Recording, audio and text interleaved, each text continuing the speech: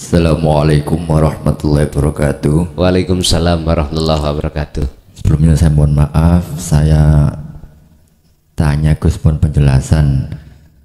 Nang satu kul huda hudallah, kul huda huda Muhammad. Yang kedua Muhammad Sekedap mboten patek jelas telinga kula. Kul huda hudallah, kul huda huda Muhammad. nggih. Nomor kali Muhammad Arabun, Muhammad Rabbun. Muhammad Arabun, Muhammad Rabbun. Arabun kali Muhammad Rabbun. Nomor 3, bagaimana sifatnya syariat seperti apa, sifatnya yang hakikat seperti apa, sifatnya tarekat seperti apa, sifatnya orang marifat seperti apa, supaya kita tidak tulis Pak. Ini aku gak nutut nulis kula. Kalem-kalem mawon. Tentang sifat tadi. Ya, sifat syariat seperti apa? Sifat syariah. Ya, terus sifatnya hakikat seperti apa? Nggih. Sifatnya torekoh seperti apa? Nggih.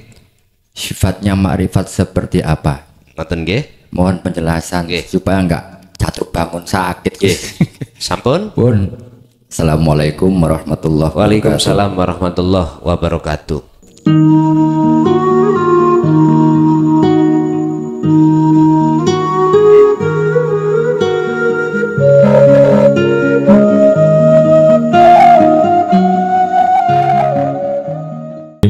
Assalamualaikum warahmatullahi wabarakatuh. Pangapunten Yai, kula Fajar badhe nderek tanglet salah setunggalipun ayat ingkang sering kawula mireng saking panjenengan Al-Kahfi 100 doso Yai. Faman kana yarju liqa'a rabbi falyamal 'amalan sholihan wa la yusyrik bi ibadati rabbih ahada. Nopo angsal memaknai ayat ini bahwa apapun yang kita lakukan, apapun yang kita kerjakan, kemanapun yang kita tuju, niku niate metui Allah dengan wasilah sifat-sifate Allah.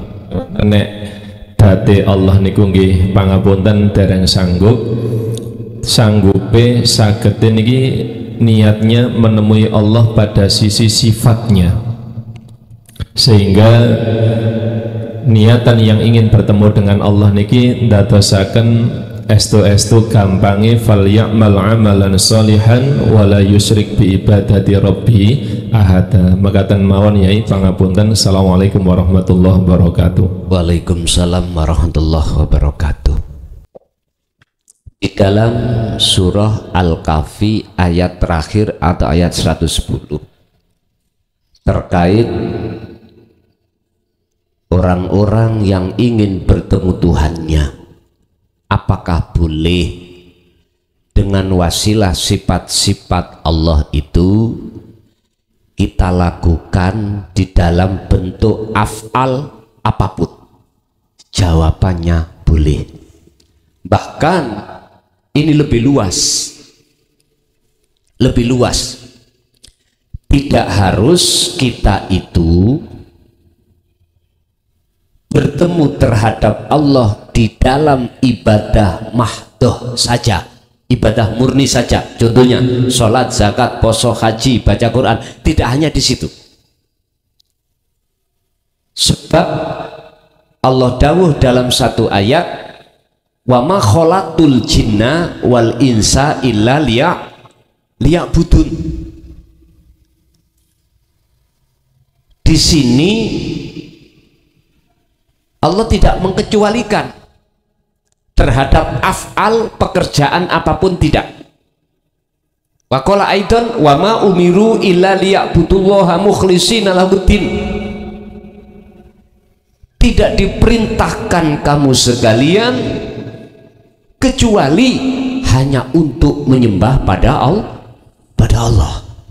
Berarti artinya bagaimana ibadah murni atau tidak murni itu betul-betul ternilai di mata Allah sebagai menyembah. Innama yataqabbalullahu minal muttaqin. Ini akan bisa terjadi manakala jenengan kali kula betul-betul ruhaniyah hati kita itu khudur datang Allah, sehingga beliau-beliau ini tidak hanya mengkhususkan bertemu Allah itu di saat sholat saja, enggak, di saat duduk saja, enggak, bahkan dalam surah Ali Imran ayat 191 ini lebih luas. Ya ayyuhalladzina amanu dzkurullaha qiyaman, keadaan berdiri, apakah berdiri sholat, berdiri kerja, berdiri apapun, wa qu'udan, duduk dalam hal apapun, wa ala junubihim, dalam keadaan berbaring. Ini semuanya sebetulnya Allah mempunyai maksud supaya jenengan waktu demi waktu itu longgar selalu bertemu Allah. Bapak Ibu, untuk mencapai target bertemu Allah otomatis tidak bisa dipisahkan dengan sistem dzikir niki. Kita berwasilah lewat sifat-sifatnya, itu sebagai proses kita Pak. Memang ibaratnya kita bisa pingin naik sampai ke loteng, kita harus naik tangga. Istilah tangga niku adalah wasilah, ya boleh, harus niki. Tapi nanti kalau sudah sampai di loteng, maka jenengan pasti meniadakan wasilah. Artinya wasilah itu buat panjenengan ketika sudah sampai pada Allah ini sudah nggak berlaku bagi jenengan. Tapi nek turun maneh nanti berlaku. Artinya zona di titik manakah jenengan kali kula diwajibkan untuk berwasilah, dan di titik manakah hati jenengan itu sudah tidak berwasilah. Dan ini proses Pak memangnya. Jadi boleh dan sangat diperbolehkan kita dalam aktivitas apapun itu memakai wasilah itu dalam rangka bertemu Allah. Sebab Allah sudah katakan, aku tidak akan menciptakan jin dan manusia kecuali hanya beribadah. Ibadah di sini adalah maksudnya adalah ibadah yang makbulah, yang diterima. Persyaratan untuk ibadah yang diterima adalah sing ibadah iki, sing madhep iku kudu ketemu sing didep. Ini wajah tuwazia, itulah teladan baginda Nabiullah Ibrahim terhadap kita, dikasih contoh, sesungguhnya kuhadapkan wajah ruhku wajia terhadap wajah Allah. Lah inilah Bapak Ibu, kalau kita bicara wajah Allah, nggak bisa akal itu untuk memikir, mboten angsa. Wajah Allah berarti harus ruhaniyah, lewat rasa ini baru nanti akan sambung. Sebab Gusti Allah laisa kamislihi syai'un, tidak bisa diserupakan dengan sesuatu apapun. Bapak Ibu, jados kulon jawab dari Bapak tadi, boleh, bahkan memang menurut kami disarankan, janganlah kau bertemu Allah ketika saat di dalam sholat saja, jangan. Bahkan aktivitas kita lebih banyak di luar sholat. Kalau terhadap Kanjeng Nabi niku ning Quran iku tentang masalah dzikir untuk bertemu Allah, Nabi Muhammad iku bukrata wa asila, siang maupun malam. Fasabbihuhu bukratan wa asila. Pensucian diri dari kotoran-kotoran hati lakukanlah baik siang maupun malam. Sebab kita manusia, Pak, suatu saat hati ini kadang-kadang kedorong ambek nafsu, berarti hati kita kotor. Fasabbihuhu, sucikan, artinya kembalilah ingat kepada Allah, baru di situ nanti Allah sucikan. Begitulah. Oke, lanjut. Assalamualaikum warahmatullahi wabarakatuh. Waalaikumsalam warahmatullahi wabarakatuh. Nderet anglet Gus niki ten Al-Qur'an surat Al-Bayyinah. Bismillahirrahmanirrahim. Innal ladzina kafaru min ahlil kitabi wal musyrikin fi nari jahannam khalidina fiha ulaika hum syarrul bariyah. Sungguh orang-orang yang kafir dari golongan ahli kitab dan orang-orang musyrik akan masuk ke neraka jahanam, mereka kekal di dalamnya selama-lamanya. Napa niki maksudnya terus pun niki nyuwun ahli kitab itu nggih ahli kitab, yang orang ahli kitab niki. Kami akhirnya assalamualaikum warahmatullahi wabarakatuh. Waalaikumsalam warahmatullahi wabarakatuh. Apa bentuk wahyu Allah, sepahit apapun akan ku sampaikan dan ku terangkan. Urusan diterima atau enggak diterima seluruh umat itu bukan urusan saya. Ini tinggal kami mengambil tafsir mana, muhakamahkah, mutasabihakah, syariatkah, hakikatkah. Kalau kafaru musyrikun itu maklum, gitu, maklum. Ahli kitab ini yang bagaimana? Kalau bahasa kacamata syariah, orang-orang yang ahli kitab yang dimaksud pinter dalam hal kitab, sing kitab iku maksudnya di luar Al-Quran, apa? Taurat, Jabur, Injil. Yang kitab ini, mohon maaf ya, ini pandangan syariat. Ahlinya di sini, tapi keabsahan, keaslian kitab ini sudah dirubah. Itu disebut ahli kitab, diturut kacamata syariat. Dia mengartikan apa yang di dalam beberapa kitab ini tidak sesuai aslinya wahyu Allah, tidak sesuai. Sehingga mengapa kitab suci di dalam umat manusia itu diturunkan Allah sampai 4 kali. Pertama Zabur, kedua Taurat, ketiga Injil, terakhir Al-Quran. Apakah tidak sempurna wahyu Allah di Zabur kok muncul Taurat?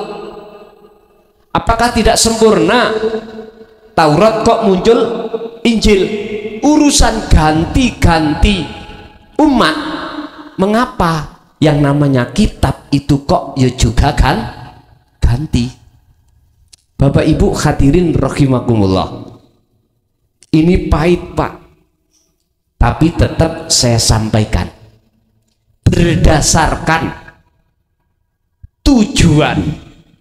Mengapa Al-Quran itu diturunkan untuk menyempurnakan kitab-kitab yang sebelumnya, yang sesudahnya apa sebenarnya? Yang sebelumnya, bukan perkaranya yang sebelumnya itu belum sempurna, cuman oleh tangan-tangan yang hatinya berkepentingan nafsulah, akhirnya kitab ini diubah-ubah. Terima gak terima, monggo. Saya katakan dengan apa adanya. Udah, Sekarang saya bicara kacamata hakikat. Siapa sih ahli kitab ini?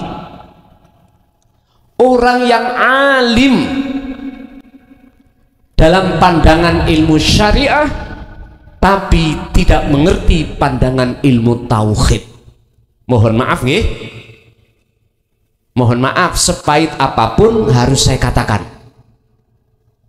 Sekali lagi, secara pandangan hakikat kacamata aslinya adalah ahli kitab itu adalah golongan-golongan kita yang alim tentang ilmu agama, tapi sebatas syariah, tetapi ruhaniyahnya tidak mengerti tentang ilmu hakikiyah untuk menuju makrifat Allah. Sebab di dalam kesempurnaan Islam itu ada 4: syariat, thariqat, hakikat, dan makrifat. Contoh saya kok dikatakan saya itu termasuk golongan orang-orang di situ tadi surat Bayyinah, musyrik, kafir, ngeten Pak. Pandangan hakikat baru bisa ketemu. Umpama saya ini dikatakan wong ahli kitab karena bisa maca Quran. Dikatakan ahli kitab bisa mengerti isi-isine Quran. Wis, contoh saya saja, contoh.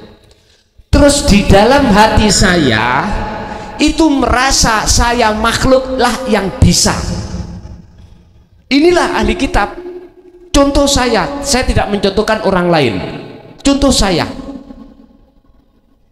kalau ini kubiarkan Pak, otomatis ning dodo kula sing muncul seneng dipujo orang lain. Akhirnya saya gila dengan pujaan orang karena saya merasa orang alim.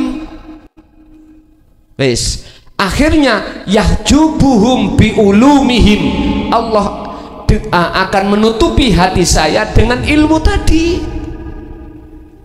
Wes, ada lagi ahli ibadah yang disebut al-ubad. Saya rumah saya cedek Pak banget dengan masjid. Tiap saat dan waktu saya hadir pertama kali di masjid setiap waktu. Nyun sewu, satu sisi saya juga megang pondok, nggih maca kitab ning kono. Orang sekampung saya mengatakan saya ahli ibadah karena nggak pernah saya itu sobo kafe, nggak pernah. Memang faktanya nggak pernah saya.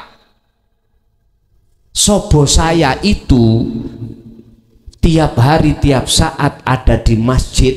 Kalau tidak di masjid, di majelis taklim. Loh, orang lain mesti menilai saya ahli ibadah. Terus dalam hati saya merasa saya yang bisa melakukan itu. Berarti saya telah menyamakan diri saya pada Allah, tapi nggak terasa saya. Loh, inilah yang disebut ahli kitab atau ahli ibadah. Mungwae hanya secara syariat dikatakan golongan musyrik, secara hakikat hati saya kemasukan syirik khafi, lembut banget. Pahit loh Pak, ini saya sampaikan, tapi ini wahyu Allah, harus saya sampaikan. Makanya mengapa saya lebih sering menghitopkan diri saya aja, biar tidak ada yang tersinggung. Makanya asli nih ngoten enak beto wayang Pak. Dalang niki lho ya, wis pewenak iku. Masalahnya apa sing dicontohno iki wayange. Jadi wayang jenenge si A, si B, si C. Enak, aman. Tapi posisi seperti saya harus katakan sepahit apapun itu. Jadi ahli kitab contohnya saya tadi loh Pak Bu. Apa sebab saya kok selalu merasa beriman kalau saya yang melakukan? Karena saya merasa jauh terhadap Allah. Mengapa jauh? Karena saya termasuk anak buah iblis. Ngaten lho iku, anak buah nafsu. Ini tetap saya sampaikan urusan wis ojo oleh ngaji alhamdulillah. Ya niku sing kula goleki kok. Memange diringanno berarti kula diringanno. Tapi sing jelas saya tidak punya maksud apa-apa, Pak. Cuman satu maksud saya supaya jenengan iki cek gak lari di tempat aja. Tentang belajar ilmu, belajar praktek, tidak hanya praktek secara jasmaniah saja, biar juga praktek secara rohani. Sebab besok jenengan ketika meninggal sing kembali kepada Allah rohaniah. Jasmaniah sampai kali kulo dari tanah kembali ke tanah. Ini kalau jenengan sadar, aku yakin berarti ini apa yang saya emban, saya bawa terhadap oleh-oleh terhadap jenengan iki bentuk penyelamatan ruhaniah hati kita masing-masing. Ini kalau sadar, Allahu waliyul ladina amanu yukhrijuhum minadz-zulumati ilan nur. Dari kegelapan kita akan menuju terang benderang manakala di dalam hati kita imannya hanya pada Allah. Tapi walladzina kafaru awliya'uhumut taghut yukhrijunahum minan nur ila dzulumat. Justru kita masuk dalam kegelapan manakala isi di dalam hati kita imannya pada tauhid. Tauhid itu selain Allah berarti makhluk. Jadi Pak Bu, yaitu tadi ahli kitab adalah saya. Mekaten nggih? Ngoten. Ada lagi? Assalamualaikum warahmatullahi wabarakatuh. Waalaikumsalam warahmatullahi wabarakatuh. Derek tanglet Gus, kula Nurul Anwar badhe tanglet. Kula nek tilem kan nggih sedanten menungso nek tilem kan mboten saged ningali, mboten saged mendengarkan, tapi Allah lewat sukmah baru bisa melihat, bisa mendengar. Nah, terus orang awam kalau sukmanya keluar itu kan tidur Gus, kayak kira rasakan Gus. Kan orang alim mungkin secara boten tilem mungkin saged medal Gus. Terus pundi napa wonten ilmune, napa wonten carane saged nggih sukma niku saged napa niku nggih kados sing sampun saged kan Gus. Sampun ngaten mawon pertanyaan kula. Assalamualaikum warahmatullahi wabarakatuh. Waalaikumsalam warahmatullahi wabarakatuh. Bukti bahwasanya di balik alam dohir ini ada alam gaib. Bukti ini. Ketika jenengan tidur, mata terpejam, apapun itu, terus jenengan di dalam tidur jenengan dimimpikan Allah bertemu si A, si B, si C. Kok bisa melihat padahal mata sampean terpejam? Itu menunjukkan bahwasanya di dalam alam tubuh kita itu ada alam gaib. Ada alam gaib. Andai kata kita mimpi dikejar anjing, mesti lari kita. Loh, mengapa kalau itu mimpi terus kita itu ketakutan terus lari? Ada yang mengatakan halusinasi. Lah ngoten nggih. Saya kurang sepaham kalau dikatakan halusinasi. Sebetulnya itu adalah Allah memberikan tahu terhadap kita, sebetulnya di dalam jasmani kita ada ruhani. Makanya Allah katakan wabtaghi fima ataqallah darul akhirah, pikiran ruhaniyahmu itu.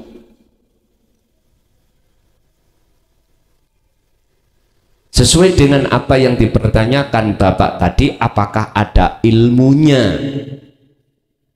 Walaupun kami tidak tidur, itu ruhaniyah atau roihan itu bisa melakukan seperti itu, ada Pak. Tapi jenengan jangan cari-cari. Tolong dengan umur kita tinggal berapa. Bukan perkaranya saya tidak mau buka, enggak.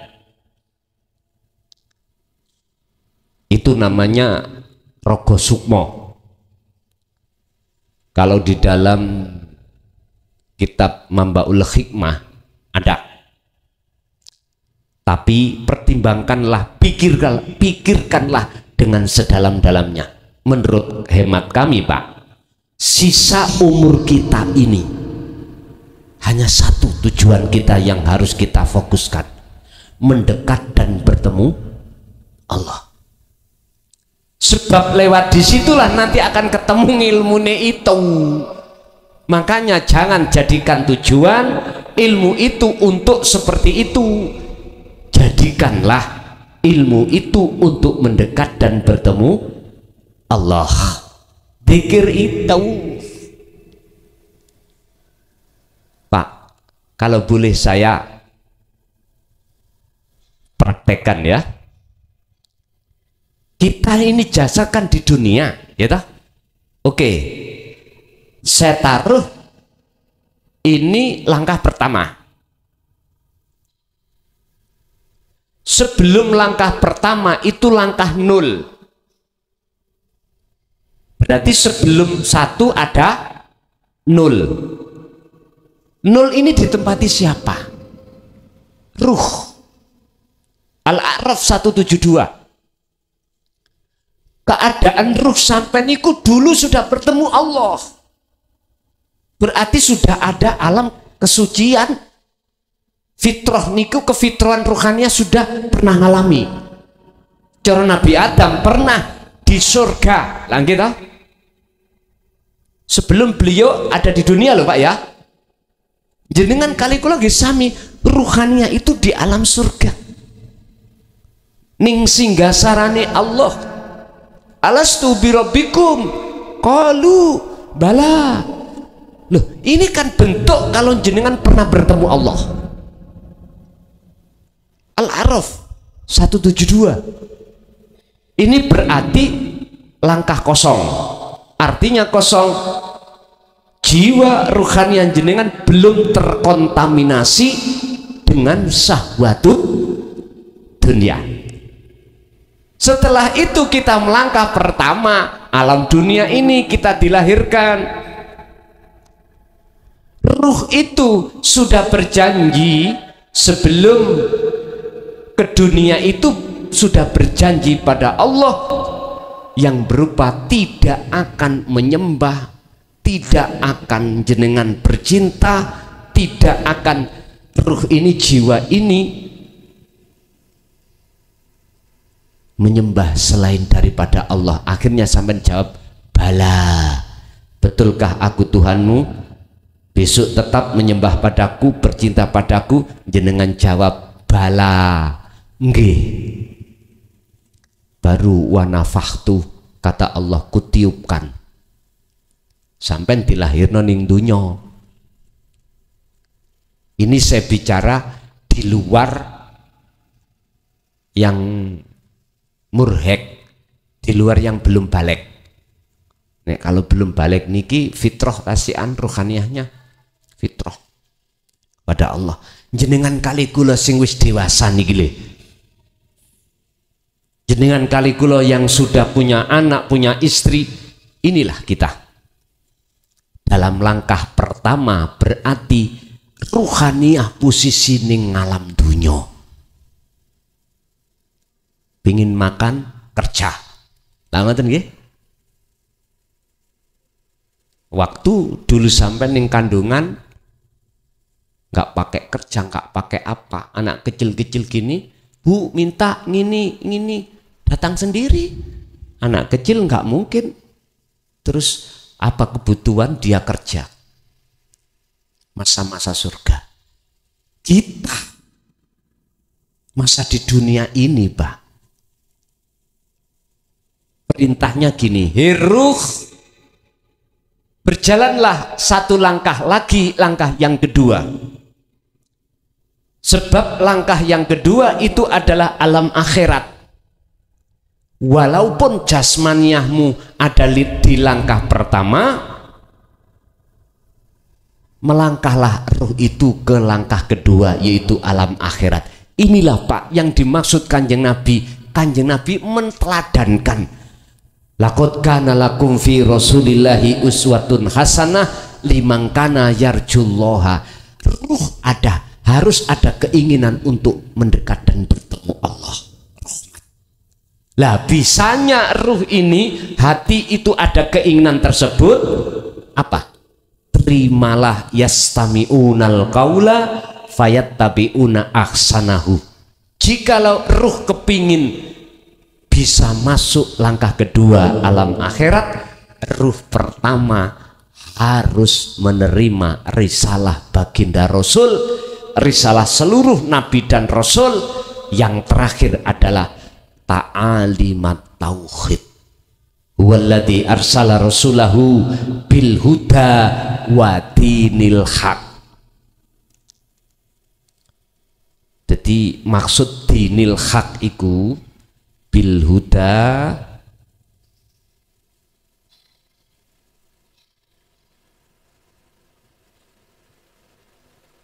wa dinil haq.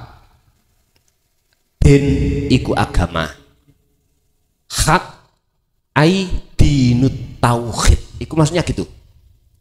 Agama sing lurus, agama sing bener iku ya iku agama sing didik tentang tauhid.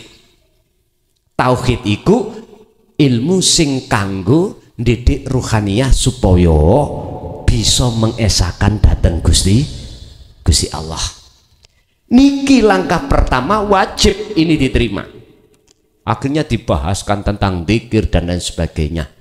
Sehingga saya ini, Pak, menyampaikan sistem aja, muter-muter ilmu, masih sebatas ilmu teori. Untuk betul-betul jenengan iku bisa ruh tinggalkan alam dunia, masuk ke alam akhirat. Langkah kedua, jenengan wajib melakukan kholwat.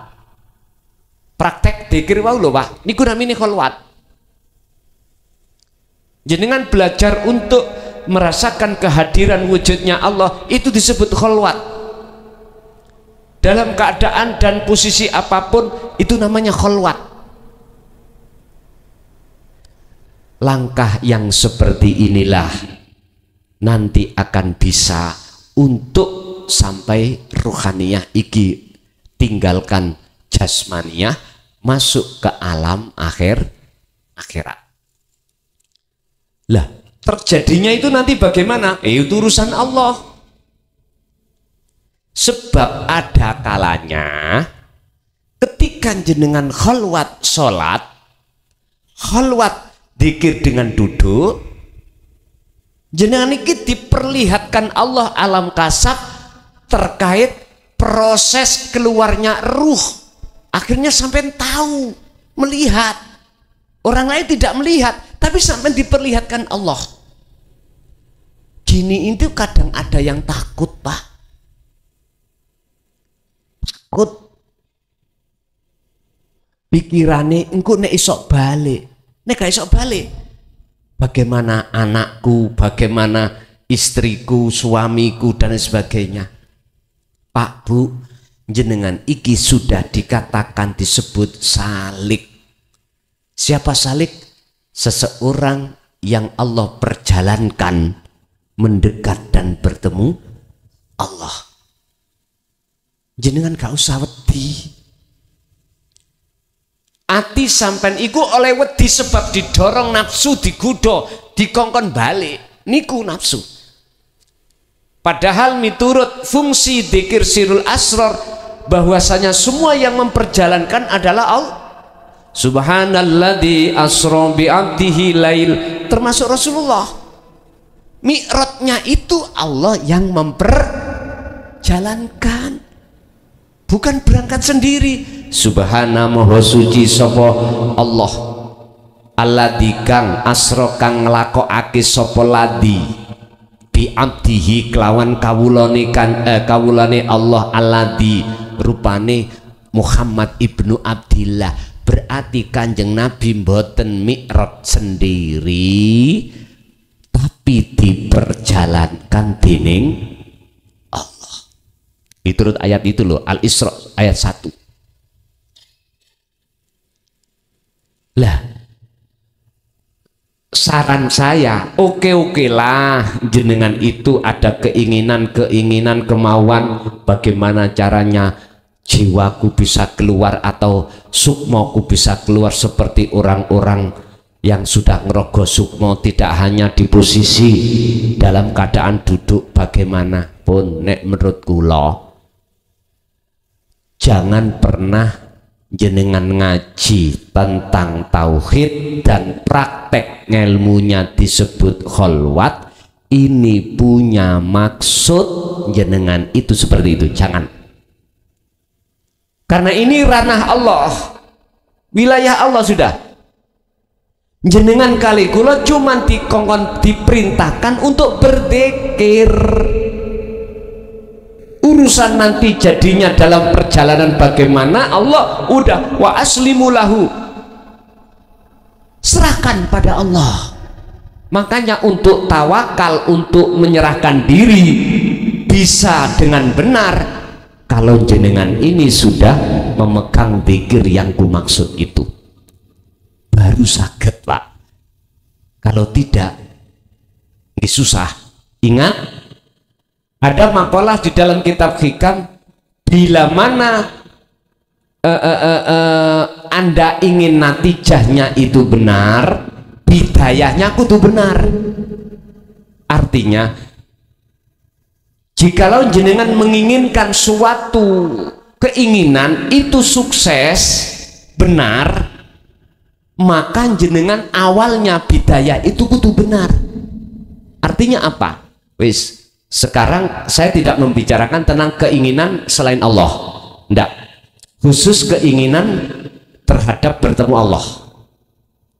Ini si salik, disebut salik, punya keinginan dalam hatinya untuk bertemu Allah. Bidayae iki sampean dandani dulu ketika suluk tawakal tu Allah, wajib gitu Pak. Serahkan semuanya apa suluk sampean iki terhadap Allah. Artinya tondo-tondo kalau sampean iki tawakal, ati sampean wis gak ngendel-ngendelno. Suluk sampean, wirid sampean ndak, krono sampean kali kula sudah melepaskan, nggak bisa suluk sendiri, nggak bisa dzikir sendiri pun sampean serahno. Semua olehnya bisa suluk, olehnya bisa dzikir, itu sebab sumbere sangka Gusti. Loh, benar ini masih ada dua. Tapi seiring berjalannya waktu, cahaya makrifat itu mesti Allah nyalakan. Akhirnya jenengan tadi rumongso dzikir sebab didzikirno Allah iku hilang, fana ini.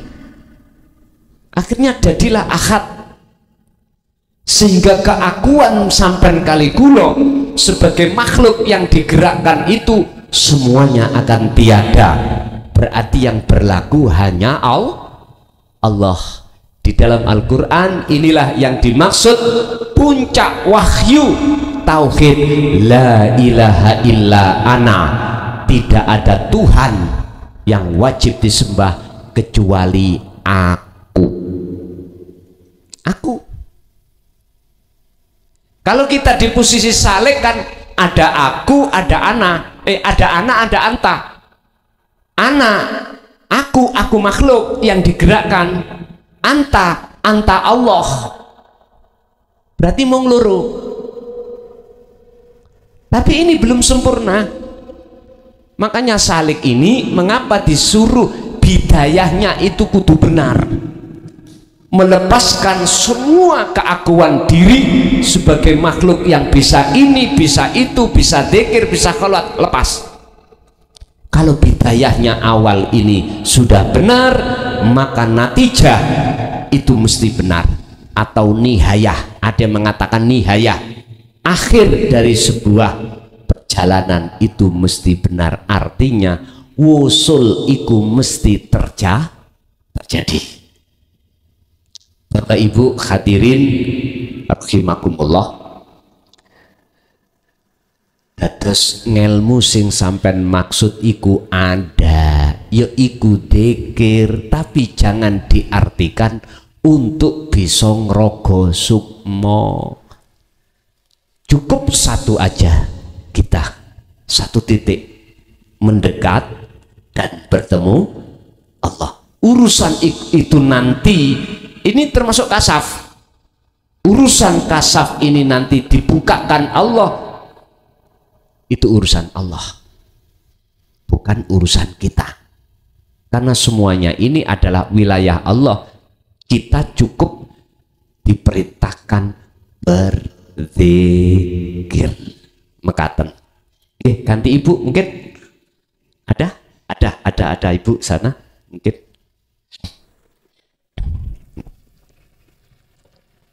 Monggo.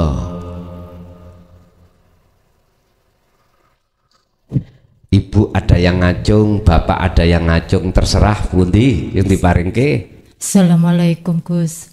Waalaikumsalam. Gus, saya mau tanya, zikir apa yang bisa cepat menembus untuk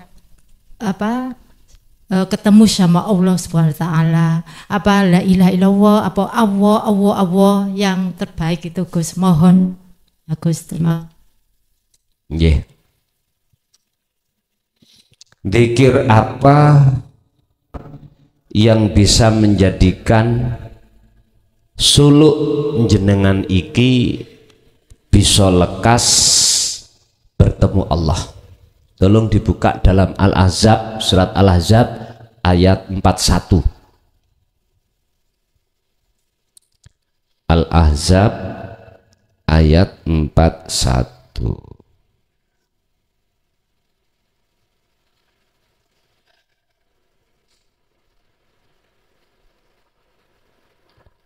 Al-Ahzab ayat 41.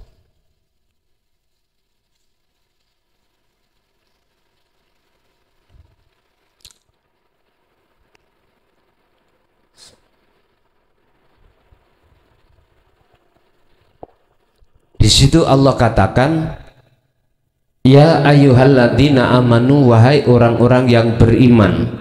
Yang dipanggil itu orang yang sudah beriman. Tidak ya ayyuhal muslimun, juga tidak ya ayyuhan nas. Udhkuru do ilingo sira kabeh Allah ing Gusti Allah, dzikron kelawan sak temene dzikir, kathiron. Udhkurullaha dzikron kathiron. Wahai orang-orang yang beriman, ingatlah kau pada Allah dengan sebenar-benarnya ingat. Di situ ada kalimat dzikron. Dzikron.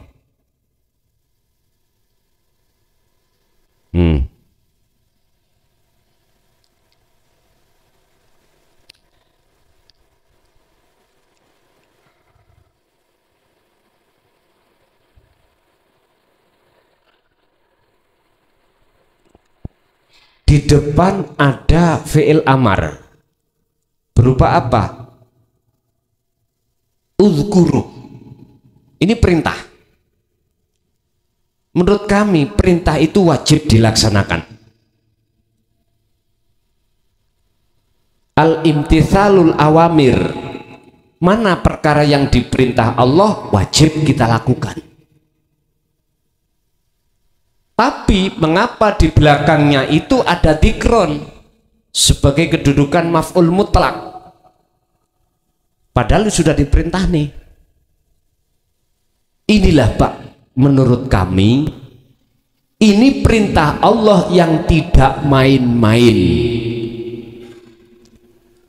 Mengapa alasannya Allah memerintahkan? Karena keadaan ruhaninya kita itu terbelenggu oleh nafsu, dalam keadaan gelap. Ini kalau sadar, pertanyaan ibu, zikir yang manakah yang dengan bisa cepat untuk bisa membedah alam akhirat atau bertemu Allah? Padahal banyak ayat petunjuk-petunjuk tentang bertemu terhadap Allah tadi, seperti surat Al-Kahfi ayat 110, fal ya'mal amalan solihan, amalan solihan yang bagaimana, wala yusrik bi ibadati rabbi ahada, dan tidak menyamakan sesuatu pada Allah dalam diri kita. Itu bagaimana? Pun bicara tentang dzikir Pak, miturut versi Quran tauhid wonten sekawan. Wonten sekawan. Iki mang busa elali aku. Ya. Oh, tambah bek ini. Iki mungkin dicoba aja lah. Oh, tambah gede. Amin. Kok dados sing ngeten? Ngapunten nggih. Oh, prasaku wonten mriki kok nggih ya.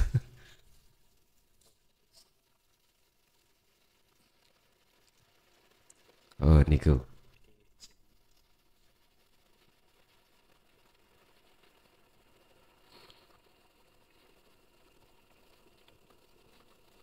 Kembali. Baik.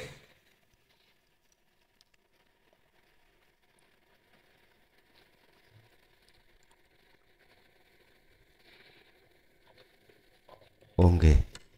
Nggih. Ngene iki kudu ahline ya, Man. Gitu ya. Iki bab ilmu loh, contoh didik ngene loh.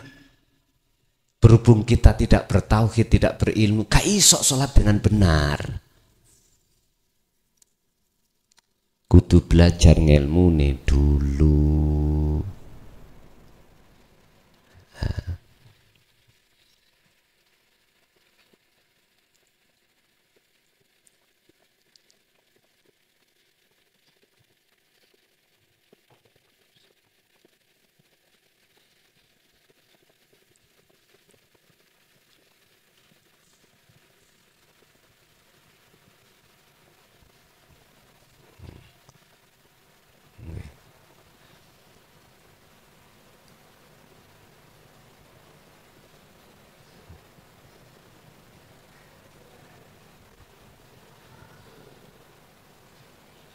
Nggih, oh niku.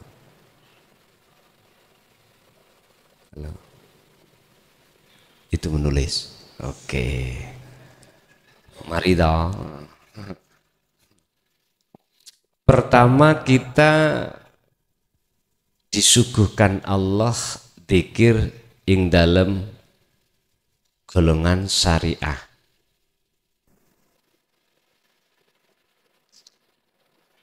Dzikiri itu adalah disebut dzikir jahar. Rupane dzikir jahar la ilaha illallah. Niki wonten surat Muhammad kalau nggak salah. Naik satu tingkat lagi di dalam thariqah, kita disebut dzikir sirri. Rupane la ilaha illa huwa. Huwa iki sifat sebagai wasilah. Allah itu isim nama. Satu langkah lagi hakikat. Kita mengenal dzikir sirul asror. Rupane tauhide la ilaha illa anta. Anta ini sudah tidak bahas sifat, bahkan nama tidak, karena anta sudah di depan. Berarti Allah sudah terasa dekat. Jadi sudah nggak ngucap nama, nggak ngucap sifat. Mimpa di ulama ahli tasawuf mengatakan bila suarin wa kalamin walafdin, itulah dzikir yang tidak menyebut nama atau berkalam atau bersuara, sudah tidak. Makanya disebut sirrul asror, itu di situ. Kalau kita masih mengatakan dzikir sir, itu berarti hati masih mengucap nama Allah, Allah, Allah, Allah dalam hati terus Allah, Allah. Kadang-kadang jikalau ini sudah sampai terbiasanya bunyi sendiri, sampai dengar, jenengan lu mendengarkan kalau napas itu berbunyi Allah, jantung berbunyi Allah, semua.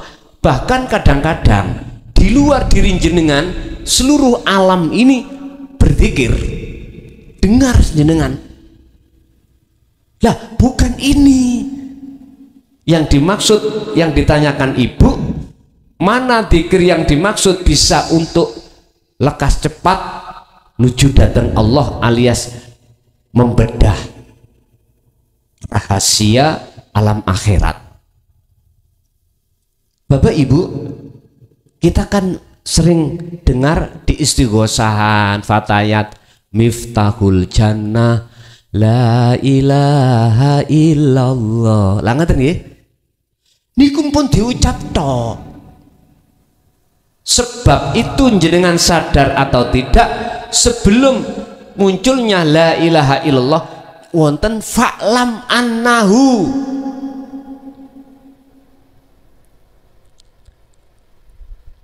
Fa'lam annahu artinya ngertenono, fahamono opo arti di dalam la ilaha illallah.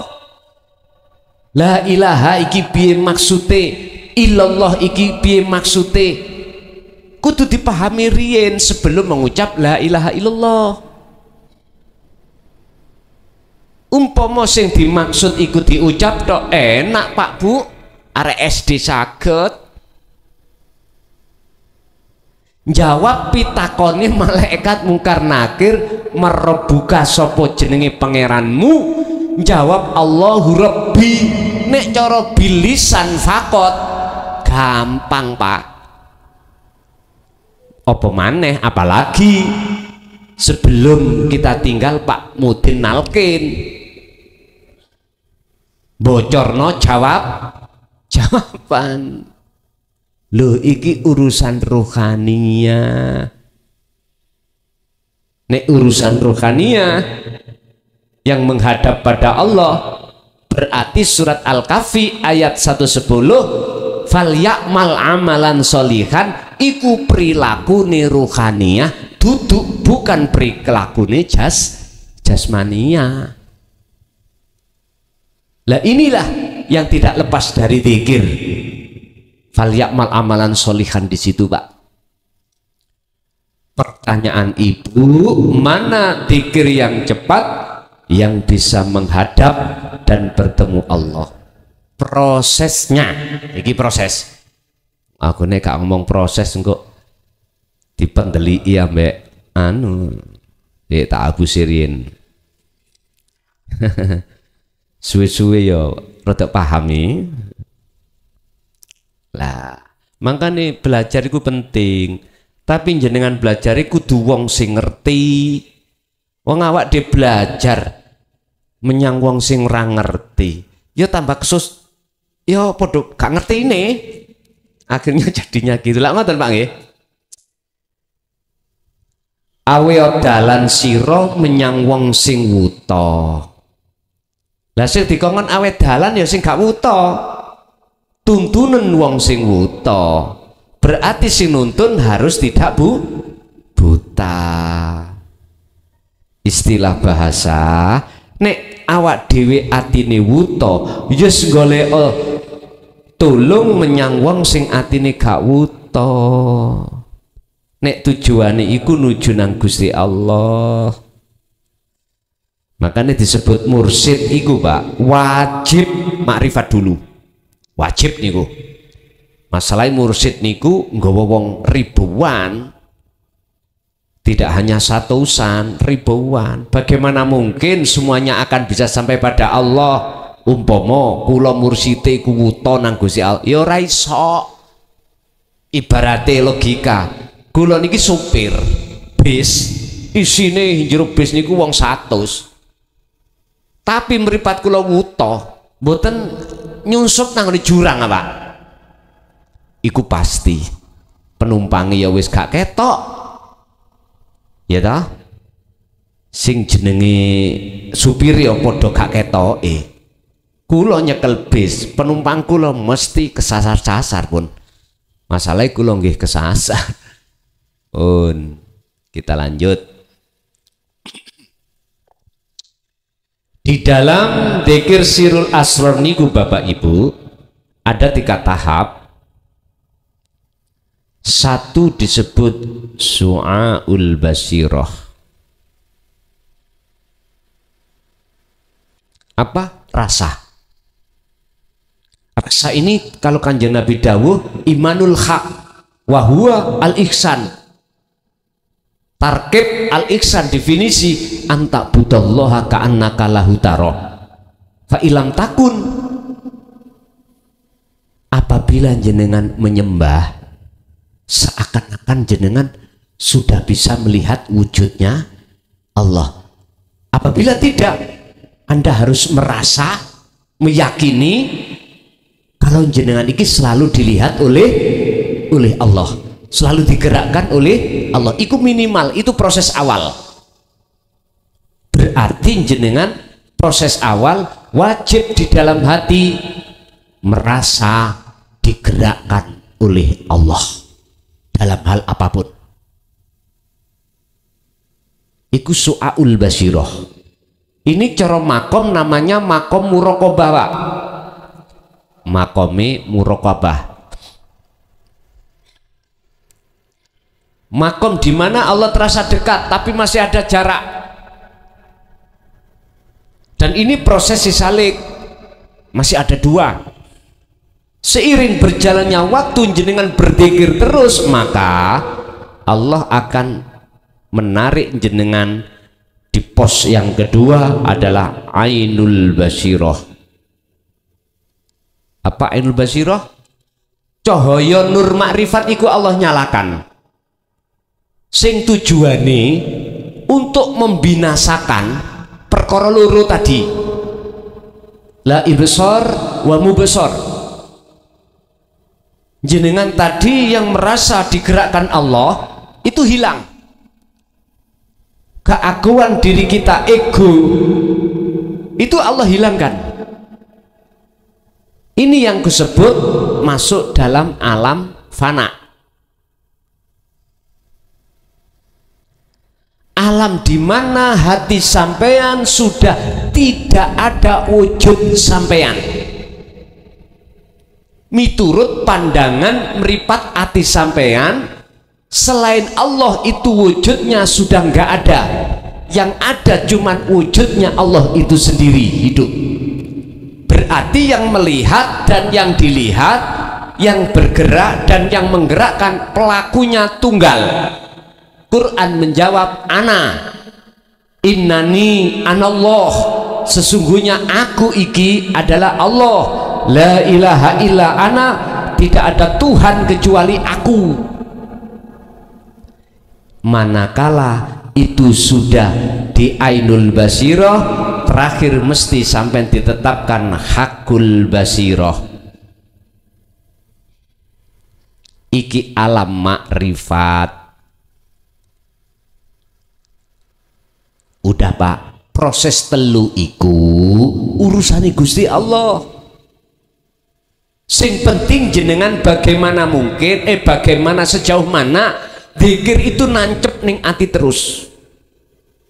Ingat, Allah pesankan terhadap kita dalam surah Al-Baqarah 256, faqadistamsaka bil urwatil wuthqa lam fisomalaha. Kalau kamu sudah mendapatkan akses dariku untuk bertemu aku, maka jangan pernah itu kau lepaskan.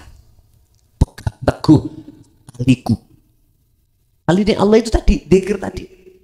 Kalau jenengan bertanya bagaimana caranya untuk cepat lekas bertemu Allah, dzikir apa?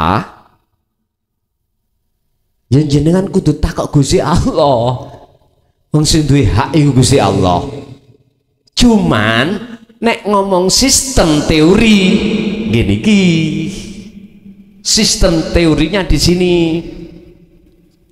Sampai kudu berzikir iku terus menerus, tapi masalah ketemu itu hak prerogatif Allah. Disinilah yang terakhir yang ku maksud, setelah hakul basirah ma'rifat ini muncullah yang terakhir hakikat muncul namanya ma'rifat, dikiri namanya fana udzikri, tauhid la ilaha illa ana.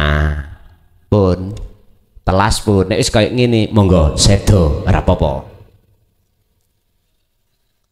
Tapi nek durung tekan kene qad khosiro, apalagi qad khosirul ladina kadzdzabu biliqaillah. Siapapun yang mendustakan pertemuan terhadap Allah di dunia ini, kalau dia sudah meninggal, qad khosiro, sungguh celaka ruhaniyah ini. Udah, niki peringatan Allah. Makanya mengapa saya harus berani menyampaikan walaupun pahit kurasa, sebab Rasulullah juga menyampaikan. Kalau ada makalah yang mengatakan bahwasanya Rasulullah nggak pernah menyampaikan tentang tauhid ini, terus bukti kalau ada ayat ini apakah kurang cukup? Kalau Rasulullah juga menyampaikan, menurut kami kalau Rasulullah tidak menyampaikan, gak mungkin wahyu ini sampai terhadap kita. Kalau di dalam Al-Quran tidak ada kalimat-kalimat ini, saya percaya Pak, kalau makalah mengatakan Rasulullah nggak pernah menyampaikan hukum hakikat makrifat atau tauhid menuju makrifat, hanya syariat saja, saya percaya. Terus adanya iki, apa kita kurang percaya? Apa mungkin ini ditambah-tambahi? Pak nyun sewu, Quran itu bagi umat Islam ditaruh hukum yang paling tinggi. Ini munculnya dari Quran. Setelah itu as-sunnah untuk umat Islam ya. Setelah itu ijma' qiyas. Lah munculnya ini ada di dalam Quran. Masa sih ini sih kurang percaya umat manusia? Wis wallahu alam. Itu bukan urusan saya. Urusan saya wajib menyampaikan ini. Urusan saya dibenci oleh umat Indonesia misalnya ya, lebih baik daripada aku dibenci Allah dengan bentuk saya khianat dari tabligh ini. Nggih ngapunten Kang Kadah. Kalau dihitung-hitung Pak, nggih, cara umpama dihitung-hitung bek murtabek, lah nyapa sih kula niki golek perkara. Lah ngoten nggih. Turu po ning omah. Lah ngoten nggih. Padahal urusan tauhid iki urusan yang paling riskan di tengah-tengah umat Islam khususnya. Sebab banyak yang mengatakan dzalika dhalalah, iku sesat ajaran iku. Ada yang mengatakan gitu, dan itu ahli kitab. Dan itu ahli kitab. Kok bisa saya katakan? Iya, saya pernah ngalami sendiri. Bermuhadatsah, berdialog seperti itu. Bahkan ada yang mengatakan, nek syariatmu iku belum teteh, kui nek ngaji babakan hakikat tauhid gendeng awakmu. Ada yang mengatakan gitu. Ya sudah, itu haknya beliau-beliau Pak ya, tidak bisa kita salahkan. Tapi aku juga punya hak untuk menyampaikan pendapat. Ya ini tadi pendapat saya, menungso iku gak cukup mikir urusan jasmani. Menungso iku harus juga mikir perjalanan rohani. Disebut menungso gak mungkin mung jasad saja, tetapi juga ruh. Dengan bukti jenengan tidur itu nanti ada terjadi sesuatu kejadian mimpi, berarti menunjukkan itu adalah alam gaib. Berarti menunjukkan dalam diri ada ruh. Ya sudah, Bapak Ibu hadirin rahimakumullah. Bu, jadi nek menurut sistem dzikir sirul asror inilah untuk mencapai fanaud dzikri, dan urusan prosesnya ya udah saya katakan tadi. Perlu diketahui yang lebih penting, urusan ketemu iku wilayah Gusti Allah. Pun kula mboten saged untuk mengatakan, oh meneh ketemu kamu. Oh mboten. Itu urusan Allah. Kami itu hanya urusane nuduhne sistem, jenengan budalo dewe. Ngaten dah. Nggih. Ada lagi Bu. Ibu dulu.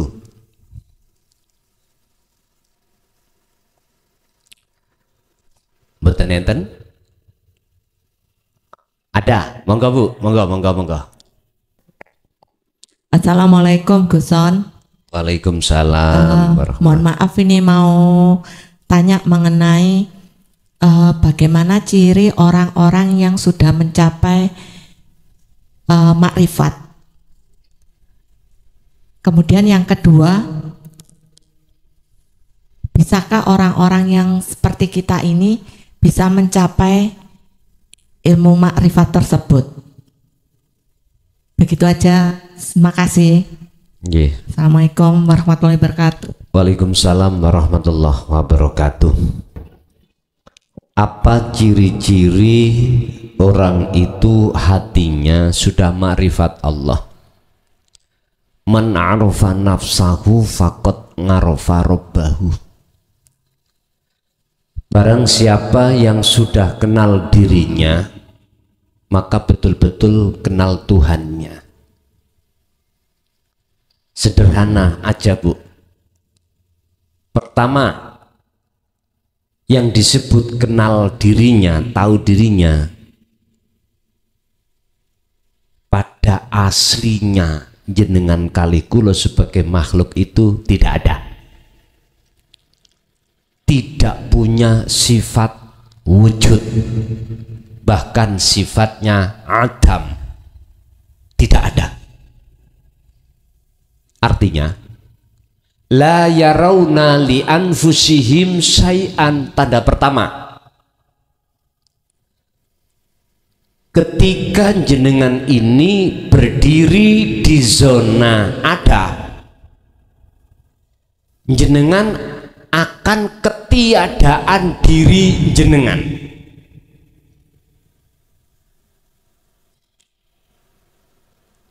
Bingung mboten?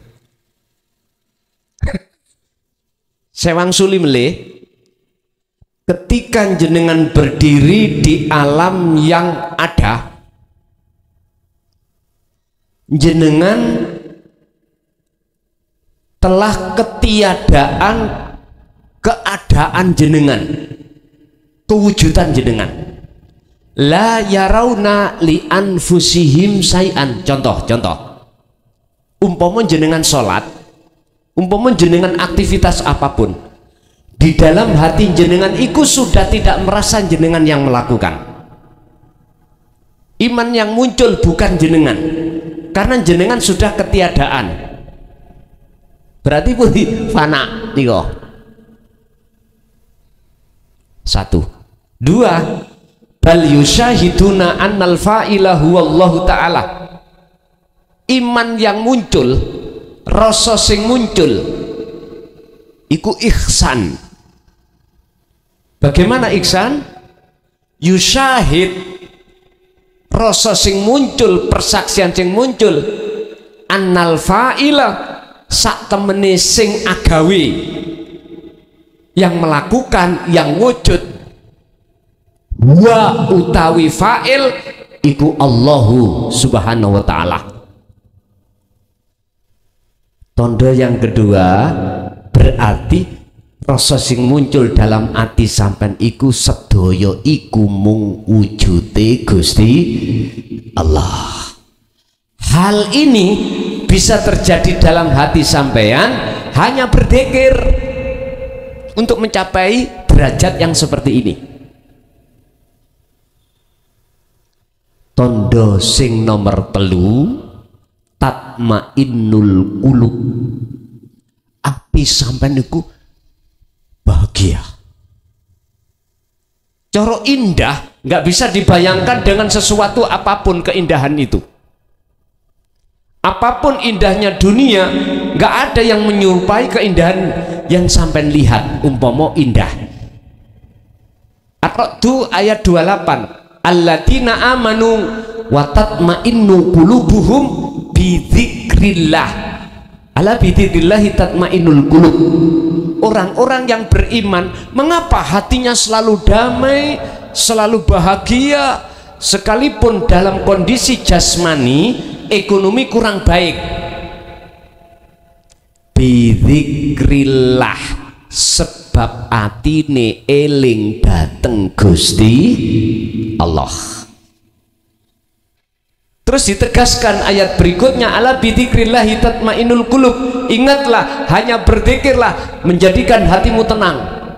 Zikir yang bagaimana? Loh, ini gak dijelasno ning syariat, memang kelasnya dewe-dewe. Akhir dijawab ning hakikat, dzikron kathiron, sejatine dzikir eling adalah ketemu, wahwa adikru bisiril asrar. Dzikir tanpa ngucap, tanpa nama, hanya rasa, terus manjing ke ainul basiroh, manjing ke fana, lalu manjing ke makrifat atau hakul basiroh. Akhir disebut la ilaha illa ana. Kedua, apakah bisa kami orang awam itu mencapai hal itu? Pasti bisa. Sebab tentang masalah perjalanan bisa ke Allah itu Allah memakai kalimah nakiroh ning Quran, tidak memakai kalimah atau isim makrifat. Mboten, isim nakiroh. Nakiroh itu umum, sampeyan tingalilah. Khusus Kanjeng Nabi lah sampeyan ndamel nakiroh.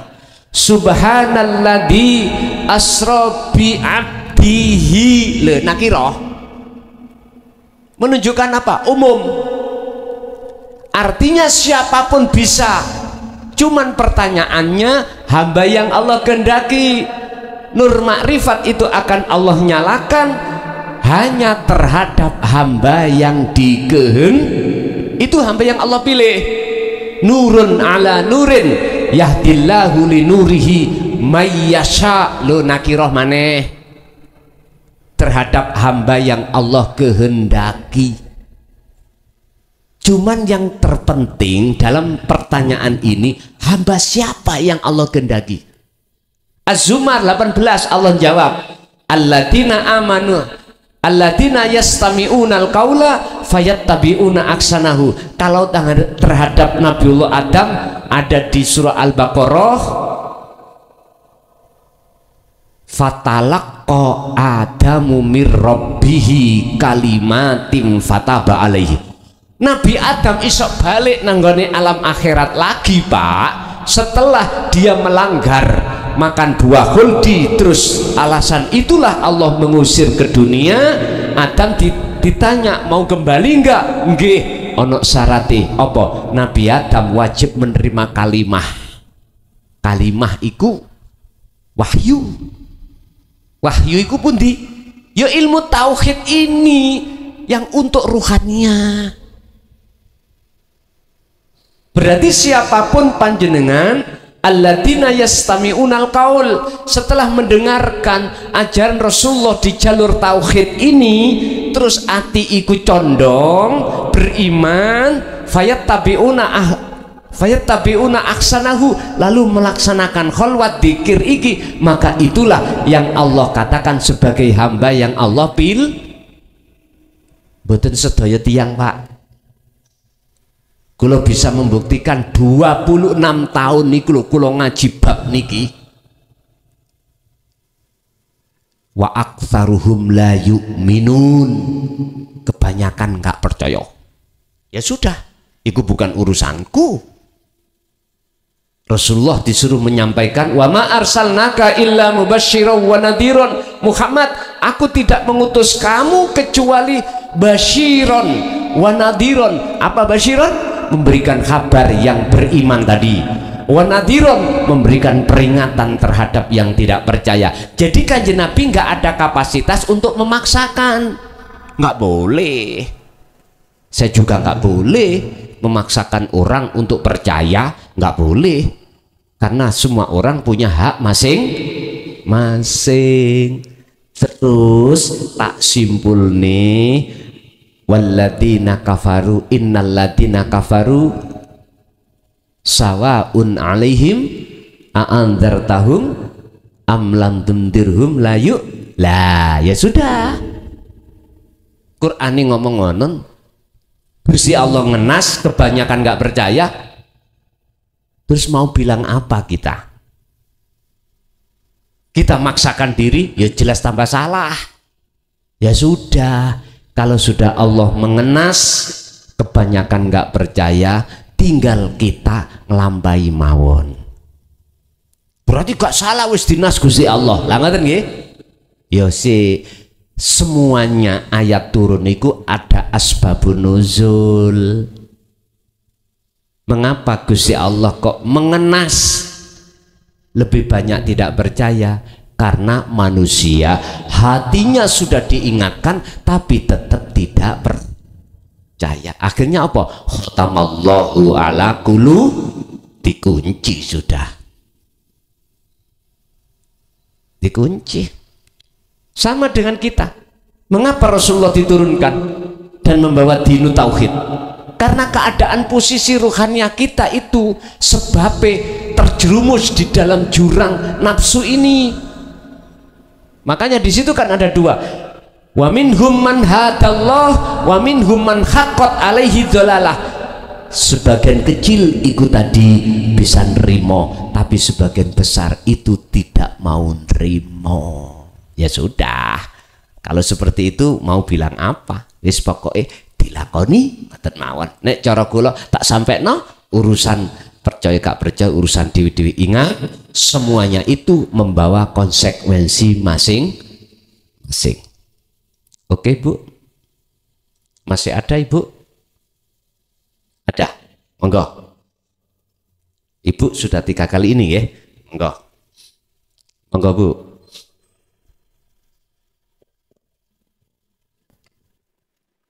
Assalamualaikum Ustadz. Matur suwun wektalipun. Saderengipun ngapunten Ustadz mengenai dzikir kala wau dalem tasik belajar ya Ustadz. Masih terus belajar. Ngendikanipun jenengan melihat sesuatu jangan lihat makhluknya, lihat Allahnya ya. Terus saya belajar begitupun sakniki dalam lihat jenengan yang bicara itu Allah yang bicara. Terus lihat semua makhluk ini lihat Allahnya. Tapi nggih ngoten mau Ustadz, apa berpegang teguh itu sering lupa gitu loh Ustadz. Terus pernah suatu ketika mau tidur, saya itu zikir astagfirullahaladzim, subhanallah, subhanallah. Terus dalam itu kados serwat ngonten Ustaz. Serwat, terus saya diperlihatkan oleh Allah. Dalam hati saya tanya, niku nopo? Ada yang jawab, tapi saya enggak tahu siapa yang jawab. Katanya itu surga. Terus saya tanya lagi, niku nopo? Niku lo neraka.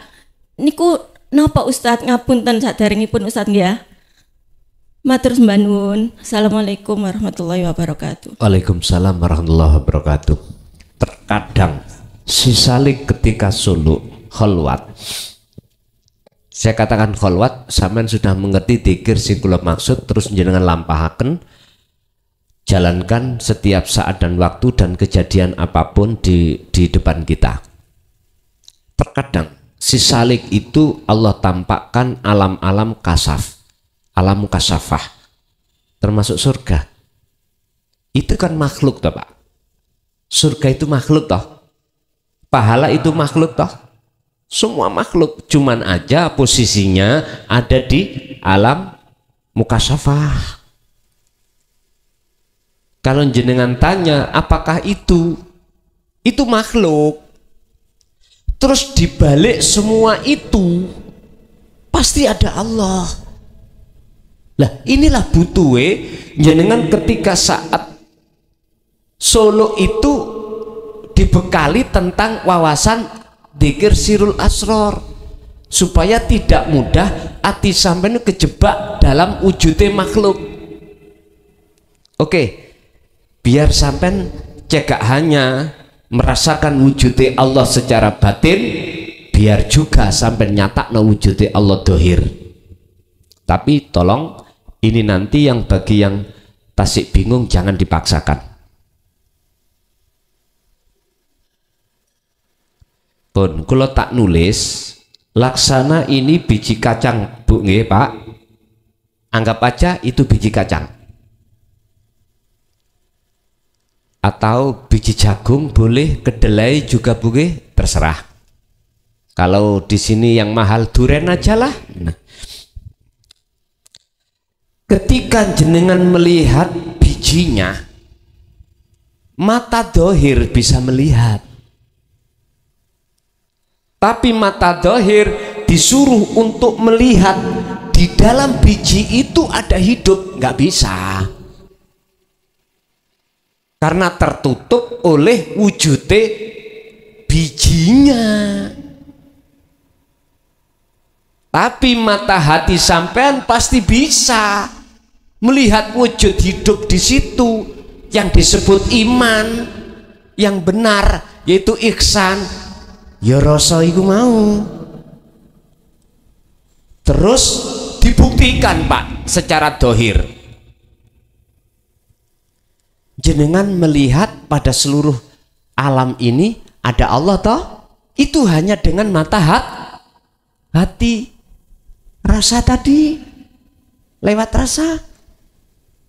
Akhirnya aku yakin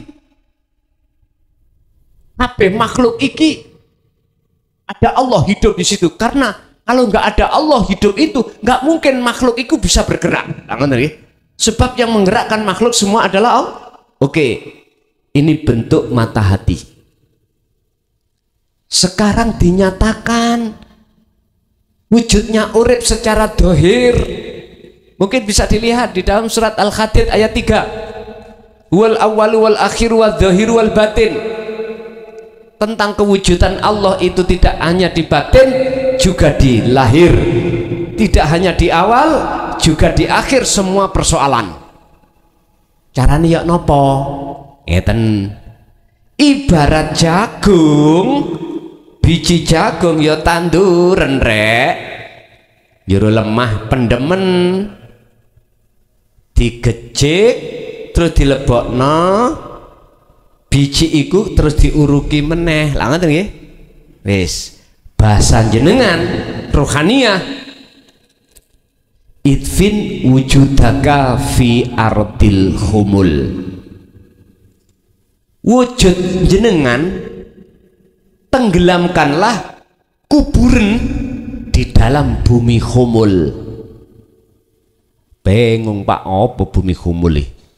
Bumi kesunyian, yaitu kholwat.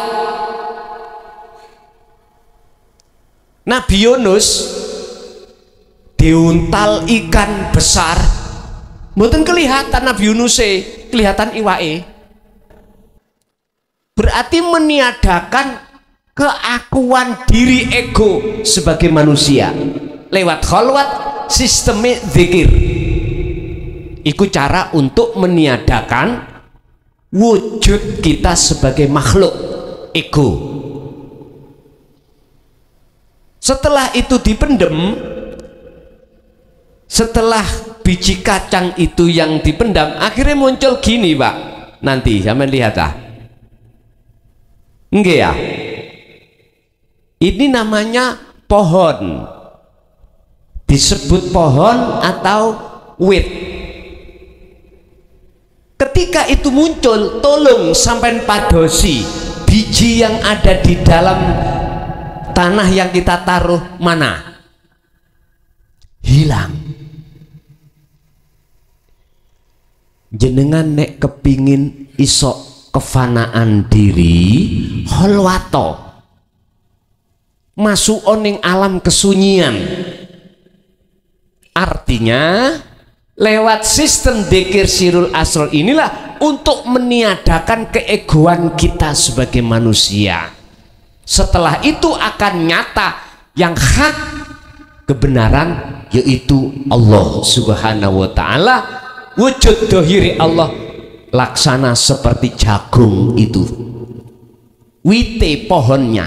Berarti mana pohonnya? Ya wujute ma fis samawati wa ma fil ardi iki.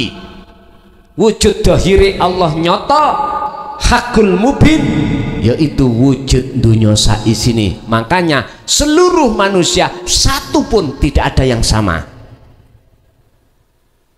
Tidak ribuan miliaran manusia, tetap tidak ada satupun yang kita pernah mikir mboten mengapa sidik jari manusia itu satupun gak ada yang pernah mikir ngoten sampean? Dibuka dalam sifat wajib Allah, salbiyah, wahdaniyah, sawiji, gak ada yang sama. Wis empun dipeksa lho niki.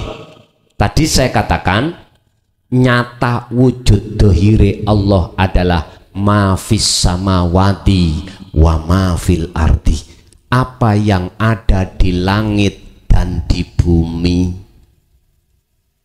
Niki nek sampean trimo golongan kita yang masih ada di syariat, mesti nodo iki wujude makhluk. Lah ngoten nggih? Lu makhluk wis gak ono kok iso wujud. Nek wis makhluke gak ono, berarti wujude Gusti. Bingung nggih? Pak, niki cahaya Pak. Cahaya itu sangka setrum. Nggih? Sampai kepingin ningali setrum wujudnya, ya cahaya ini. Sebab tanpa setrum nggak mungkin muncul cahaya. Tapi Allah dawuh, cahaya itu duduk wujudku, dunia saisine iku duduk wujudku. Gak bingung tah ngeten iki. Aku pingin dikenal oleh wong Sidoarjo wujudku jari Gusti Allah, tak lahirno wujudku. Rupa apa? Nurullah, disebut Nurullah. Wujudnya Nurullah dunia saisine iki. Tapi iku duduk wujudku. Dua makalah koyoke bingung.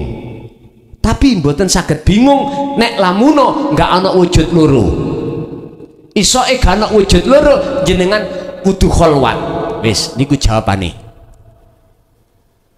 Nek cara babakan setrum, ya ampun ditingali, jangan dilihat padange niki, jempoken kabel niku sing ana setrume. Sampai langsung gak eling. Tapi yo aja dipraktekno, Pak. Jembok setrum iku minangka umpama seperti itu. Orang yang Allah tarik di dalam alam fana, dia tidak tahu dirinya. Ruhaniyah iki hati sudah tidak tahu dirinya makhluk, karena makhluk itu sudah difanakan Allah. Laksana apa? Orang tidur. Orang tidur tidak bermimpi, ujug-ujug lho kok wis subuh. Lah ngoten nggih. Ditakoki, awak mang ngimpi apa? Mboten saged jawab. Awak mang kaya apa? Mboten saged jawab. Tapi nikmat sampean.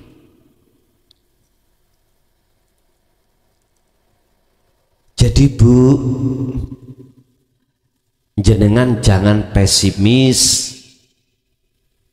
Kita itu sebagai orang pasti bisa jikalau kita termasuk hamba yang Allah kehendaki. Dan juga tanda makrifat tadi gitu sama sudah kami jelaskan di depan. Jadi yang penting jenengan bagaimana sampai iki terus memegang zikir. Wis bah orang lain ngerecek sampean aliran sing gak bener tak wis ainu reken you ngoten mawon. Sing penting ati sampean terus berdikir, nantilah jenengan akan paham sendiri. Sebab jenengan akan dibimbing Allah sendiri nanti terkait masalah dua hal tadi. Pertama, wujudku iku tak nyatakno secara dohir rupa dunya, tapi wujudin dunya bukan wujudku. Engkau akan paham nanti tidak ada wujud dua, nggak ada. Kalau boleh saya tarik ilmu didik mawon, kalau makhluk itu sudah tidak ada, maka jangan disebut makhluk.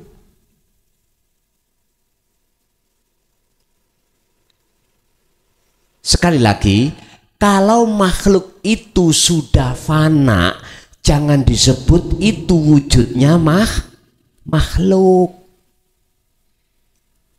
Wis tambah ngelu maneh. Wis ditatapno tembok menae lho. Artinya tatapno tembok, sampai iki terus dikiriku ditegeni. Sebab hidup dalam diri jenengan itu lebih tahu keadaan jenengan. Dan aku yakin Allah itu tidak akan pernah menjerumuskan jenengan dalam jurang kesesatan. Ingat, jikalau Allah sudah memberikan hidayah pada satu hamba, satupun orang lain tidak akan pernah yang bisa menyesatkan. Sebaliknya, jikalau Allah menyesatkan satu hamba, satu pun tidak ada orang lain yang bisa memberikan petunjuk. Oke, cukup Ibu? Oke, Ibu 3 sudah, Bapak 3 ada tambahan? Bapak mungkin? Nganut panitia mawon kula.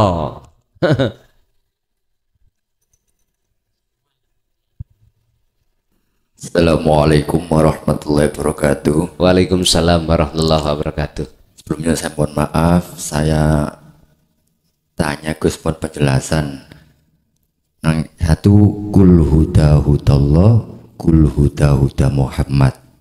Yang kedua Muhammad sekedap mboten patek jelas telinga kula. Kul huda hudallah, kul huda huda Muhammad. Nggih. Nomor kali Muhammad Arabun, Muhammad Rabbun. Muhammad Arabun, Muhammad Rabbun. Arabun kali Muhammad Rabbun. Nomor 3, bagaimana sifatnya syariat seperti apa, sifatnya yang hakikat seperti apa, sifatnya tarekat seperti apa, sifatnya orang makrifat seperti apa, supaya kita tidak tulis ya Pak. Ini aku gak nutut nulis kula. Kalem-kalem mawon. Tentang sifat tadi. Ya, sifat syariat seperti apa? Sifat syariah. Ya, terus sifatnya hakikat seperti apa? Nggih. Sifatnya torekoh seperti apa? Nggih. Sifatnya makrifat seperti apa? Ngoten nggih. Mohon penjelasan supaya enggak jatuh bangun sakit. Sampun pun. Assalamualaikum warahmatullahi wabarakatuh. Waalaikumsalam warahmatullahi wabarakatuh. Kul huda hudallah. Bahasa kul iku kalau kita telisik dari ilmu nahwu adalah kata perintah. Yang diperintahkan siapa? Ini Quran apa senes, Pak? Yang tanya tadi loh. Ini Quran apa senes? Halo, senes, oke. Katakanlah makola, ngoten nggih. Katakan, mbuh sapa sing mengatakan iki? Nek cara Quran kula ngomong Muhammad, lah ngoten nah. Kul huda terkait masalah petunjuk. Iku hudallah. Petunjuke Allah. Pundi sih petunjuke Allah yang disebut petunjuk Allah? Kenek kula wastani khotir. Apapun itu bisikan sing mencondongkan ati sampan iki datang pendekatan dan bertemu Allah, berarti yaitu kul huda hudallah. Lungguhe di mana? Lungguh duduknya ini di asyhadu alla ilaha illallah. Niki berarti persaksian hanya pada wujudnya Allah. Aku bersaksi sesungguhnya tidak ada Tuhan yang wajib kusembah kecuali Allah. Ini berarti ranahnya ke syahadat hakikat. Yang kedua, kul huda huda Muhammad. Berarti iki hubungannya wa asyhadu anna Muhammadar Rasulullah. Katakanlah petunjuk ikut dari Muhammad. Berarti iki hukum syariat. Berarti syahadat yang kedua persaksian terhadap Kanjeng Nabi. Kalau Kanjeng Nabi adalah utusan, artinya apa? Seluruh makhluk iki Pak Bu isoe ngene ngunu sebab dikongkon Gusti Allah ngene lan dikongkon ngunu. Bahasa Rasulullah utusan jenengan iki diperintahkan. Boleh saya terjemahkan ini, jenengan gerak iki sebab digerakne Gusti. Berarti wujudnya makhluk jenengan iki sebagai Muhammad bisane gerak, isoe gerak sebab diperintahno Allah gerak. Inilah maksudnya kul huda huda Muhammad. Wes satu. Yang nomor dua terkait masalah Muhammad Arab ngoten niku dan Muhammad Rob ngoten. Sik taben dong. Nek umpama tak tulis sampean cocok nang pertanyaan sampean. Muhammad ngarap ngene nggih. Kali Muhammad Rob ngene ya bener maksud sampean. Oke. Arab iku lak wong Arab toh. Nah ngoten nggih. Apakah yang dimaksud itu Muhammad Arab? Iki piye? Istilah bahasa syahadata ini miturut syariat ya Muhammad ibnu Abdillah. Wis. Nek Rob Muhammad Rob niki berarti hakikate adalah Muhammad ini makhluk. Al-Kahfi ayat 110 tadi. Kul innama ana basyarum mithlukum. Muhammad katakanlah apa yang dikatakan Kanjeng Nabi. Innama ana, sesungguhnya aku iku basyarun mithlukum, menungso padha mbek awakmu. Sik Kanjeng Nabi ku menungso napa khalik? Menungso nggih? Jenengan menungso. Jadi secara hakikat makhluk siapapun iku disebut Muhammad.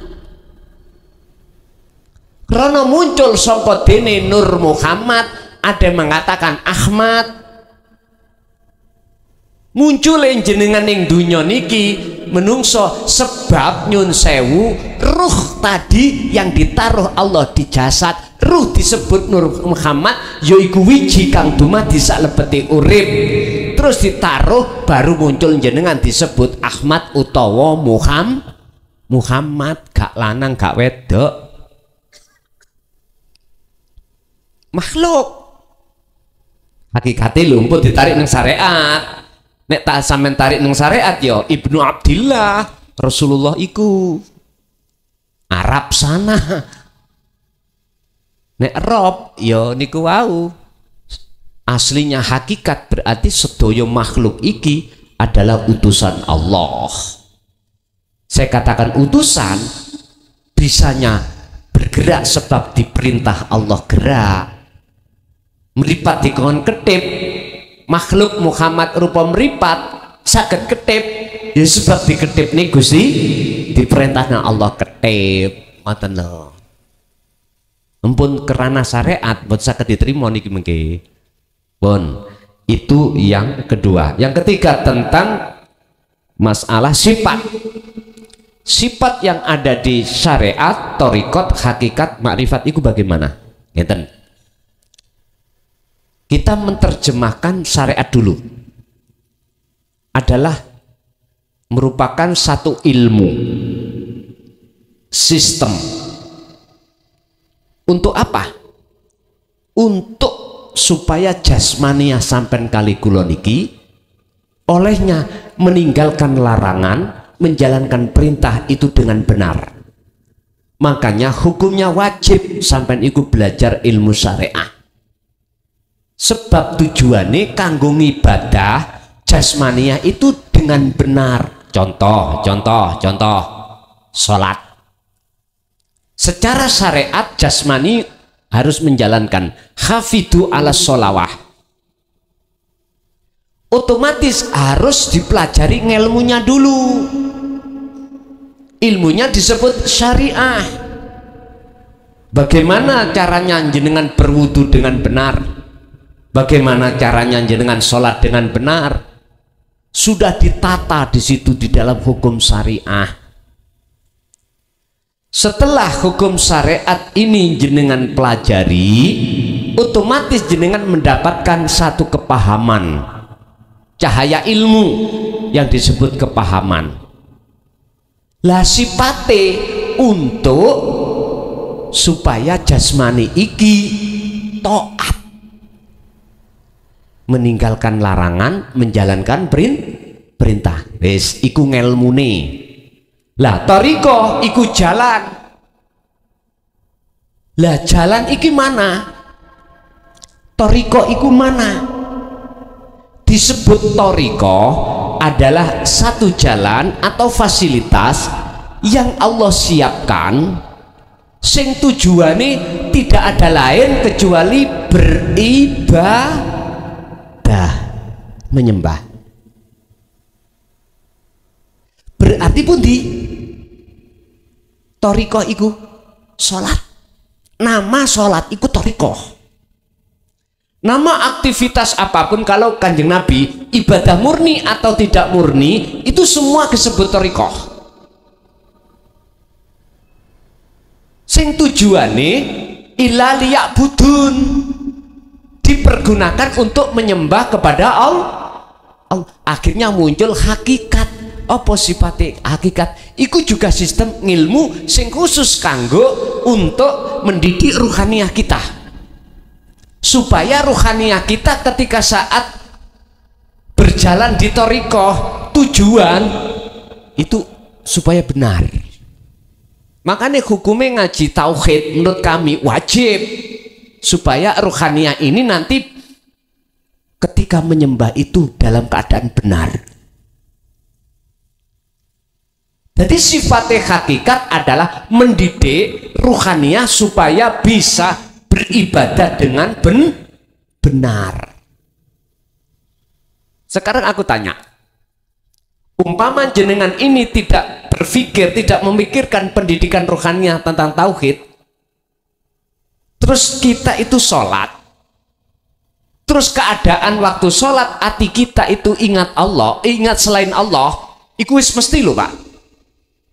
Apakah sholat itu di mata Allah benar tah? Ayo dijawab ning atine dewe. Saya ulang, ketika kita tidak mau tentang hakikat, satu pendidikan ilmu tauhid untuk meluruskan tujuan kita beribadah supaya bisa naik ke makrifat ketemu Allah. Umpomo awak dhewe ngunu terus sholat, terus waktu sholat hati kita dalam keadaan tidak baik saja, artinya teringat selain Allah, apakah itu tidak melanggar Al-Quran? Mpun dijawab ning lesan, ayo dijawab ning atine dewe. Sehingga mengapa harus dihadapkan tauhid ini Pak? Sehingga di dalam hakikat punya sifat. Apa sifatnya? Meluruskan jenengan kali kula supaya betul-betul mengesahkan Allah. Kalau makrifat sifatnya namung situ apa? Jais, wenang. Karena Allah itu wenang lakoni ngene, wenang lakoni ngono wong Allah. Kalau hati sampean sudah ketiadaan selain Allah, berarti wenang itu terjadi. Lah wong sampel Pak wonge Pak. Wong fana iku kan wong lali. Wong lali iku wong lali saliyane Allah maksudnya. Wis gak ro bojone, wis gak ro liyane. Istilah bahasa mungkin disebut majedub ya. Wong jadab, wong gendeng nang Allah bisa dihukumi tayu. Mboten saged ta? Lho, kok medekno ngono ngaji tauhid dadi wong gendeng. Ngeten lho Pak. Gendenge ati menyang Gusti Allah. Sehingga perkara selain Allah difanakno Gusti Allah. Lah iki masane sampai berapa hari, berapa bulan, berapa tahun, iki urusannya Allah sudah. Kita nggak bisa masuk ke ranah itu ngatur-ngatur mbak sakit. Yes.